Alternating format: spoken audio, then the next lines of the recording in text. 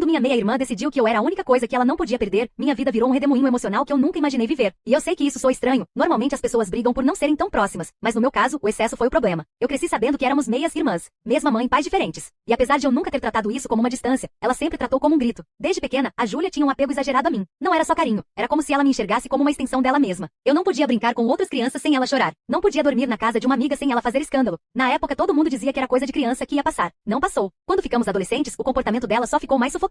Júlia dizia que eu era sua melhor amiga obrigatória, que éramos metade uma da outra. E por mais que eu tentasse conversar, explicar, respirar, tudo era interpretado como rejeição pessoal. Se eu saía com alguém da escola, ela fazia cara de choro. Se eu queria ficar sozinha no meu quarto, ela batia na porta a cada 5 minutos. Se eu contava algo para minha mãe antes de contar para ela se trancava no banheiro como se eu tivesse cometido uma traição imperdoável. E o pior é que no meio desse caos silencioso, meus pais nunca levavam a sério. Diziam que ela era sensível, que sentia tudo mais forte, que no fundo, era só amor. Só que amor não deve aprisionar. Amor não deve sufocar. A gota d'água aconteceu quando completei 17 anos. Eu comecei a me distanciar naturalmente, novos amigos, novos interesses. Ela não suportou. Começou a mexer nas minhas coisas, ler minhas mensagens, inventar histórias absurdas para me afastar das pessoas. Tudo com uma calma assustadora, como se estivesse protegendo algo que era dela por direito. Um dia eu cheguei em casa e encontrei minha mala aberta, minhas roupas espalhadas no chão, e ela sentada no meu colchão com um olhar perdido. Ela disse que se eu continuasse me afastando, ela ia fazer qualquer coisa para não me perder. Aquilo me deixou com medo de verdade. Não raiva. Medo. Conversei com minha avó naquela noite. Ela sempre foi meu porto seguro, a única que enxergava além das aparências. E ela disse uma frase simples, mas libertadora. Filha, às vezes, amar alguém também significa se afastar para salvar os dois. Decidi me mudar para casa dos meus avós. Não por briga, não por ódio, por sobrevivência emocional. Eu precisava respirar. Precisava existir sem vigilância, sem culpa, sem medo de machucar alguém simplesmente por viver minha própria vida. Quando anunciei que ia embora, Júlia quebrou. Primeiro, ela achou que era uma brincadeira. Depois, implorou chorando. Depois, gritou. Depois, me acusou de abandonar a família. E finalmente, entrou no que só posso descrever como um surto emocional. Ela derrubou coisas pela casa, se trancou no meu quarto. Dizia que eu estava matando ela por dentro. A tensão explodiu de um jeito que ninguém esperava. Meus pais brigaram feio. Minha mãe defendia Júlia, dizendo que ela precisava de mim. Meu padrasto dizia que isso não era responsabilidade minha, que ela precisava de ajuda profissional. A discussão escalou tanto que virou o estupim de todo o casamento. Coisas antigas, mágoas, palavras guardadas. Tudo veio à tona. E tudo, por minha causa. Ou pelo que representava para minha meia-irmã. Na madrugada seguinte, enquanto minha mãe chorava no sofá e meu padrasto fazia mala, minha avó chegou para me buscar. Júlia tentou impedir, literalmente segurando meu braço, dizendo que se eu fosse embora ela nunca mais seria normal. Eu nunca vou esquecer o olhar dela naquele momento. Uma mistura de desespero, dependência e perda total de controle. Foi ali que percebi. Ela não me via como irmã. Ela me via como âncora. E quando uma pessoa se apoia demais em outra, em algum momento as duas afundam juntas. Depois daquela noite, minha meia-irmã acabou internada em um hospital psiquiátrico. Não por punição, mas porque finalmente entenderam que ela precisava de tratamento. Que aquilo não era drama, não era sensibilidade, não era ciúme inocente. Era dor, confusão, dependência emocional no nível mais doentio. Meus pais se separaram pouco tempo depois. Não por causa de mim, mas porque aquela situação abriu feridas que já existiam há anos. Eu continuei vivendo com meus avós, construindo uma vida mais calma, mais minha. Às vezes penso na Júlia. Sinto pena? Sim.